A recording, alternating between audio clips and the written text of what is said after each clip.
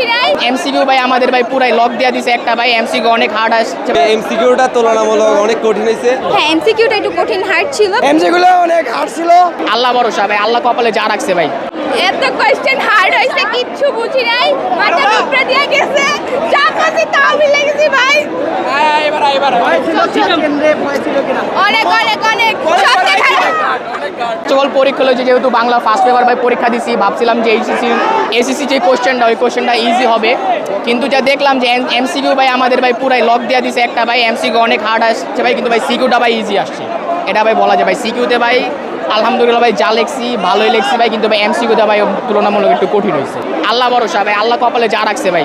হ্যাঁ এমসিকিউটা একটু কঠিন হার্ড ছিল, বাট সিকিউটা এভারেজ ছিল। এক্সামটা আলহামদুলিল্লাহ ভালো দিয়েছি, বাট এমসিকিউটা একটু হার্ড ছিল, বাট পাস মার্ক উঠে যাবেন, ভালো একটা রেজাল্ট আসবে। পরীক্ষা আলহামদুলিল্লাহ ভালো হয়েছে, তবে এমসিকিউটা তুলনামূলক অনেক কঠিন হয়েছে।